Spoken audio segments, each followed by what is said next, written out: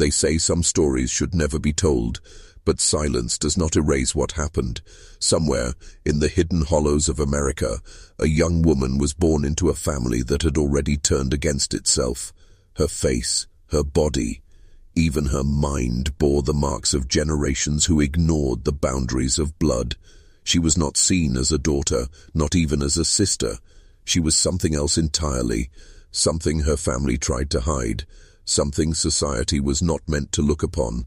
For years she was kept away, not in a hospital, not in an asylum, but inside the rotting walls of a home that smelled of mildew and despair, locked away like a secret no one could bear to confront. This is not the tale of wealth and castles like the royals of Europe, whose marriages to cousins have been recorded in books and paintings. No, this was far more raw, far more shameful. This was the kind of inbreeding that thrived in isolation, in places where silence stretched for miles and the family name carried more weight than morality. And at the center of it all was her, this woman whose very existence became an unspoken warning, a ghost still rattling chains from the past. The stories say she barely spoke, that her words came out twisted, broken, almost like a child trying to pronounce things she had never been taught. Some said her eyes never aligned, that one wandered while the other stared, as if her very body couldn't agree with itself. Her hands, they say, were frail, trembling, always reaching for something, yet nothing was ever given to her. And perhaps the most haunting part, she knew she was different. She knew that something inside her had been stolen long before she took her first breath. Her life was not an accident. It was a consequence of choices made by fathers, mothers, brothers and sisters who thought they could defy nature, who thought their family could be kept pure by keeping outsiders away. But purity turned into poison, and the poison took form in her. She was the child of secrecy, of shame, and for that, she was hidden. What you're about to hear is not just a biography. It is a dissection of how a family, over generations, destroyed its own future and created a life that was never meant to see the light of day. And yet, she existed. The house where she was kept was no grand estate. It was a collapsing structure on the edge of a forgotten road, the kind of place that once held life but had long since begun to rot. The wood was warped and grey, the windows clouded with dirt so thick you could barely see inside. Neighbours, if you could even call them that, whispered about shadows moving behind those panes, but most kept their distance. They knew something wasn't right in that house, and they knew better than to ask. Inside, the air was heavy with the smell of mold and damp earth, the walls stained by decades of smoke from wood that never burned clean. There, in a small back room, she lived. 4 walls, a thin mattress, and silence. No schooling, no friends, no church on Sunday, only the watchful eyes of her own blood, who treated her like both a burden and a curse. It was not just her features that told the story, it was the way she moved, slow and uncertain, as if her body had been pieced together incorrectly. The way her jaw never seemed to rest properly, the way her teeth jutted forward in crooked defiance. Some swore she had the same nose as her uncle, and the same jawline as her grandfather. A face stitched together by generations of incest, a living record of sins that could not be undone. What's most unsettling is how the family tried to normalize it. In their world, her condition was not an accident, but simply the outcome of what had always been. They convinced themselves she was meant to be that way, that her difference was not evidence of their corruption, but some kind of fate. And so they hid her, not to protect her, but to protect themselves, to keep their neighbors from seeing too much, from asking questions about why this young woman looked the way she did. There were moments, rare and fleeting, when she would sit by the window, her wandering eyes catching a sliver of daylight. Chill, Dren outside would see her pale face watching them, and then suddenly she would vanish, pulled back into the darkness by a hand no one could quite make out.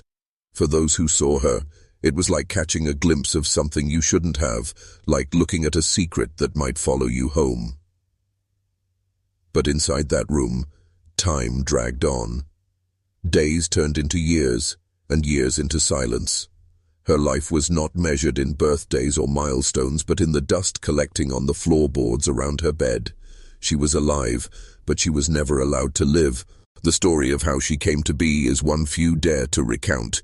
It did not begin with her birth. It began generations earlier, when her family, isolated by geography and poverty, began to close its doors to outsiders. Marriage between cousins became common, not for love, but for survival, for keeping the land and the name tied together. And what starts as a whisper of tradition can, over time, grow into a prison. The bloodline folded in on itself, and with each union, the cracks grew deeper. By the time she was born, her fate was already sealed. Her mother was said to be no older than 16, her father a man twice her age, and also her own blood. Some say he was her uncle, others suggest something darker, something no one in the family wanted to admit out loud. The records are blurred, deliberately erased, as though someone thought destroying the paper trail would erase the truth. But bodies do not lie. Her very existence was evidence that could not be burned away.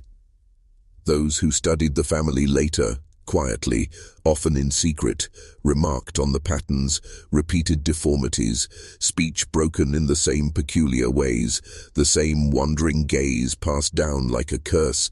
She was not the first to bear these marks, and she was not the last, but she was perhaps the most extreme, the one who embodied the full collapse of a lineage that had run itself into the ground. And yet, she was not treated with compassion. The cruelty of it all is that those who created her also despised her for being what they had made. She was hidden not only from the outside world, but from her own kin, as if seeing her too often reminded them of the sin carved into her features. Her family carried her shame like a mirror they wished they could smash. But smashing her would mean admitting to themselves what they had done. When whispers of her condition reached beyond the family, they were always met with the same dismissive tone. "She's not right in the head." That was all anyone was told. No mention of the truth, no mention of why. Just enough to discourage questions, just enough to keep the story buried. Because to acknowledge her would be to acknowledge decades of betrayal against nature itself. So she became both the evidence and the secret. A life lived in shadows, created by choices no one wanted to remember, but no one could ever undo. Years passed and the seasons changed outside her window, but for her, time seemed frozen. Imagine living in a world where you never leave the same four walls, where your entire existence is reduced to whispers in the hallway and the creak of footsteps that never bring you freedom. Her life was not marked by events but by absence. No schooling, no friendships, no laughter, not even the chance to step into the sun without someone pulling her back. It is said she spent much of her time sitting cross-legged on the floor, humming to herself in strange, uneven tones. Her songs weren't songs at all, but broken fragments of words, twisted echoes of things she had overheard. When she smiled, her teeth showed like a warning, her jaw slightly unhinged as if it had never fit right. She would reach out to whoever entered her room, craving touch, craving something human, but her family recoiled, keeping her at arm's length as though she were contagious. What's haunting is how the world outside carried on, unaware of her existence. People married, children grew, churches gathered every Sunday morning, while she, just a few hundred yards away, was erased from the living world. Her family learned to speak of her as if she were already gone, a spirit that had never fully joined the rest of humanity. It was easier that way, easier than admitting what they had done to her. But inside her, there was still a spark. Witnesses, though they were few, claimed that her eyes would sometimes glisten with an expression that could only be described as longing. Longing for a life she had never known, longing for something better. It's a chilling thought. How can someone crave what they've never had? Yet she did. She wanted what was denied to her, though she could never name it. And perhaps the most tragic part is this: she did not ask to be born. She did not choose her bloodline, her parents, or prison walls that kept her hidden. She was not the cause of the family's sins, only the result. And yet she was the one who carried the punishment. She bore the scars, the deformities, the isolation, while those who created her carried on, pretending she didn't exist. Her silence was convenient. Her absence made their lives easier, and for that reason she was kept in the shadows year after year until she became less of a person and more of a rumor, a ghost in her own lifetime. Some say the mind will adapt to whatever cage it's given, but in her case the cage shaped the mind itself. Isolation twists more than just the body. It reshapes thought, identity, even the way a person perceives reality. The woman locked away began to live in fragments. She repeated words that had no meaning, stared for hours at a crack in the wall, followed the path of a spider weaving its web as though it were the only story she had left. Her world was smaller than a coffin, yet she learned to exist inside it. Neighbors, those who dared speak, remember hearing strange noises carried through the trees on still nights. Not quite screams, not quite laughter. Something in between, raw and unsettling, like a soul trying to claw its way out of a body. Children who caught sight of her face from a distance whispered about nightmares that followed them for weeks. Even grown men admitted the memory stuck with them, though they could never explain why. It wasn't just deformity, it was the weight of generations staring back through her eyes, as if her body carried the memory of every forbidden union, every sin buried in the family's soil. Her relatives, meanwhile, tightened their silence. To them, she was both evidence and punishment. They didn't dare speak of her beyond closed doors, didn't dare let her existence reach the outside world. In their minds, keeping her hidden was survival. The family name had to remain clean, untainted by the truth of what lived in that back room. And so, she became less than human in their eyes, a burden to be managed, a problem to be contained. Yet here is the haunting contradiction. Even in her broken state, she was alive. She felt hunger, thirst, loneliness. She reached out for love that never came, and that is what unsettles us most. Not just the deformities, not just the twisted bloodline, but the undeniable humanity behind it all. She was a monster, though her family wanted to believe she was. She was a woman with the same quiet need for touch, for warmth, for recognition, and the cruelty lies in the fact that she was denied it. If you're still watching, you're already braver than most.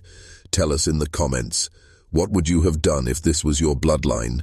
Would you have hidden her away like they did? Or would you have faced the truth, no matter how unbearable?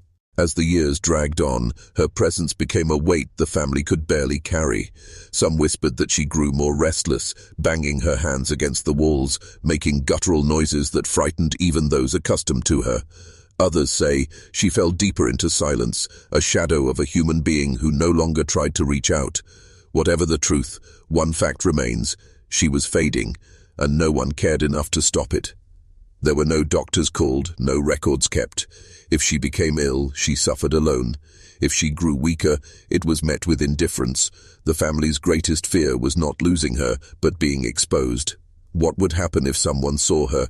What would happen if questions were asked, if the truth came to light? Better to let her waste away quietly than to risk the stain of discovery. And so, her suffering continued in secret, year after year, until she became more myth than flesh. Some say she lived well into adulthood, though she never truly lived a day. Others claim she died young, her body giving out under the weight of her bloodline. The uncertainty only deepens the unease, because no grave bears her name, no obituary marks her passing. She simply disappeared. One day the window where she once pressed her pale face was empty, and it stayed empty forever. And yet, her story refused to die. The whispers lingered, passed down through neighbors, through families who lived nearby, through children who never forgot the strange figure they once saw behind the glass. She became a legend, not the kind told with pride, but with a shiver in the voice, like a warning. Parents told their children not to wander near that house, not to look too long at its windows, because what lived inside was not meant to be seen. But legends have power, and sometimes they outlive the truth. What happened to her after those long, locked years? Was she buried in secret, the earth swallowing her shame along with her body? Or was she left to linger, her memory erased as though she had never existed at all? The silence of the record tells its own story. Someone wanted her forgotten. Someone wanted her erased from history. Yet here we are, remembering her, digging her back up from the dirt of denial, and in doing so we confront not just her tragedy, but the choices of those who made her life what it was, choices that echo far beyond one family, into the very heart of what humans are capable of when secrecy and shame take root. The silence surrounding her death is perhaps the most haunting part of all. We remember her not because her family wanted her remembered, but because whispers cannot be buried forever. The story survives like a stubborn weed, growing out of the cracks of denial, reminding us that what is hidden in shadows will eventually surface. Her life, brief, cruel, and confined, was not a mistake of nature, but a mistake of humanity. She was born into a prison built long before her first cry, a prison of secrecy, of pride, of choices that ignored the most basic truths of blood and boundary. When we speak of her, we are not speaking only of one woman. We are speaking of what happens when isolation becomes law, when shame becomes stronger than compassion, when a family turns inward until there is nothing left but ruin. She was both victim and evidence, both the wound and the scar. And though her name is lost to history, her presence lingers in the collective memory, a cautionary tale carved into silence. There is a deeper terror here, one that unsettles more than any deformity or rumor of madness. It is the terror of being erased. To live a life locked away, never to be seen, never to be heard, never to be remembered except as a ghostly whisper on the lips of strangers. That is the cruelty that cuts deepest, that she was denied not only freedom, but memory. And so when we recall her now, we do more than tell a story. We disturb the grave her family tried to keep sealed. We give shape to the shadow they feared, voice to the silence they demanded. Perhaps in this telling there is a small measure of justice, not for them, but for her. The lesson is not confined to the past. Even today, families hold secrets behind closed doors, secrets they hope will never see the light. And while her case may be extreme, it forces us to ask, what do we bury in silence? What truths do we refuse to face? And what happens when those truths, like hers, claw their way back from the dark? Her face may be gone, her voice may be lost, but the memory of her suffering endures. And perhaps that is her final rebellion, simply existing in our minds, refusing to be erased, reminding us that silence does not protect the guilty. It only punishes the innocent.